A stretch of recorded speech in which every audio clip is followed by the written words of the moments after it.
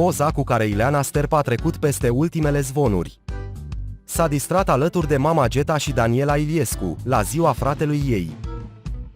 Imaginea cu care sora mai mare a lui Culiță Sterp le-a închis gura răutăcioșilor. Cum a apărut împreună cu mama sa și logodnica artistului, după ce în ultima vreme au apărut informații că s-au certat și nu-și mai vorbesc. Poza cu care Ileana Sterp a trecut peste ultimele zvonuri. S-a distrat alături de mama Geta și Daniela Iliescu.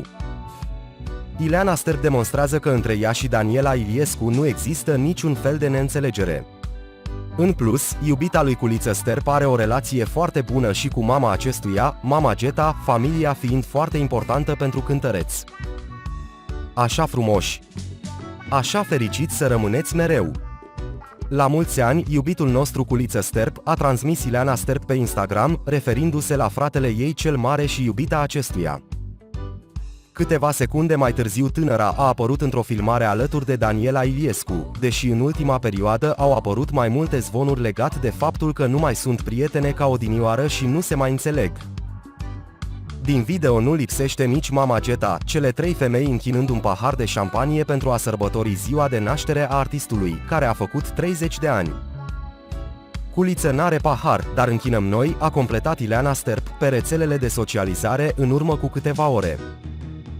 Ileana Sterp le povestește oamenilor tot ce face. După petrecerea organizată de fratele său, tânăra a mărturisit că este obosită și că are nevoie de ajutor în gospodărie, mai ales că este însărcinată a doua oară. Doar ce am ajuns de la Hațeg și tragem chiulul puțin pe canapea. Liviu a venit să ne ajute la treabă, la curățenie. Acum ne uităm la un vlog postat de mine de mult. Ne-am proptit pe canapea. Trebuie să mă duc să mă demachiez că aseară m-am șters doar la ochi, a declarat sora lui Culiță Sterp în social media, scrie revista Fanatic.